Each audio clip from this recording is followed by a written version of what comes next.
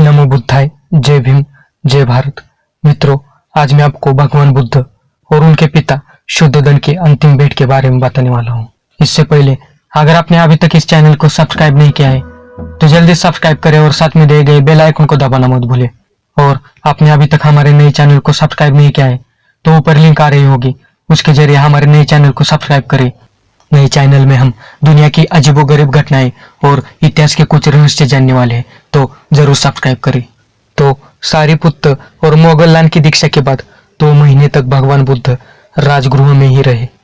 यह सुनकर कि तथागत राजगृह में विराजमान है, उनके पिता शुद्धोधन ने संदेश भिजवाया, मैं मरने से पूर्व अपने पुत्र को देखना चाहता हूँ। दूसरों को उसका धम्मामृत पान करने को मिला है, उसके पिता को नहीं। शुद्धोधन के दरबारियों में से एक का पुत्र कालुदाइन ही यह संदेश लेकर गया था। संदेशवाहक ने भगवान बुद्ध को कहा, हे लोक पूज्य, आपका पिता आपको देखने के लिए उतना ही उत्सुक है जैसे कमलिनी सूर्योदय के लिए। पिता के घर के लिए प्रस्थान करने लगे। भगवान बुद्ध जगह जगह टहलते हुए तथागत ने पिता की प्रार्थना स्वीकार कर ली और बड़े भिक्षु संघ के साथ आगे बढ़ रहे थे। लेकिन कालुदाइन तेजी से चलकर पहले पहुंच गया ताकि शुद्धोधन को यह सूचना दे सके कि भगवान बुद्ध आ रहे हैं और रास्ते पर है। शीघ्र ही यह समाचार शाक्य जनपद में फैल गया। हर किसी की जबान पर था कि राजकुमार सिद्धार्थ अब ज्ञान प्राप्त कर वापिस कपिलवस्तु आ रहा है।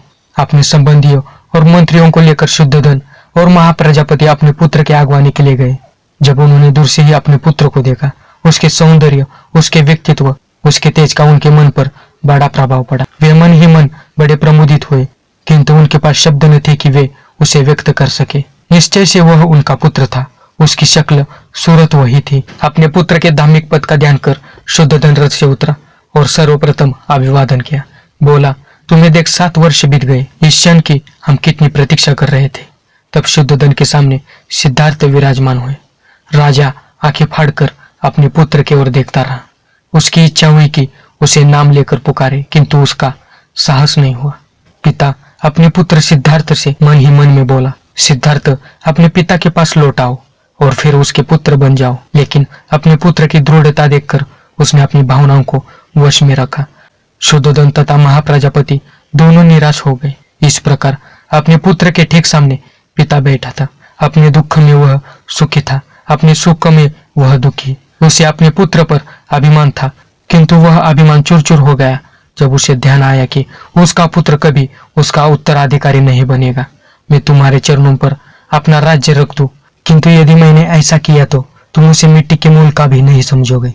तथागत ने सांत्वना दी, मैं जानता हूँ राजन, तुम्हारा हृदय प्रेम से गदगदा है। तुम्हें अपने पुत्र के लिए महान दुख है, लेकिन प्रेम के जो धागे तुम्हें अपने पुत्र से बांधे हुए हैं, जो तुम्हें छोड़कर चला गया था, उसी प्रेम के अंतर्गत तुम अपने सारे मानव बंधुओं को बांध लो। तब तुम्हें अपने पुत्र सिद्धार्थ से भी बड़े किसी की प्राप्ति होगी। जब शुद्धोधन ने अपने पुत्र बुद्ध के ये वचन सुने, वह प्रसन्न के मारे कांपने लगा। उसके आंखों में आंसू थे और उसके हाथ जुड़े हुए थे। इस तरह मित्रों, पिता पुत्र की अंतिम भेंट हुई थी। अगर आपको ये वीडियो पसंद आया हो तो इस वीडियो को लाइक कीजिए, ज्यादा से ज्यादा शेयर कीजिए। और आपने अभी तक इस चैनल को सब्सक्राइब नहीं किया है तो जल्दी सब्सक्राइब करें और साथ में दिए गए बेल आइकन को दबाना मत भूलें। और आपने अभी तक हमारे नए चैनल को सब्सक्राइब नहीं किया है तो जल्दी से करो। चलो मिलते हैं अगले वीडियो में। नमो बुद्धाय, जय भीम, जय भारत।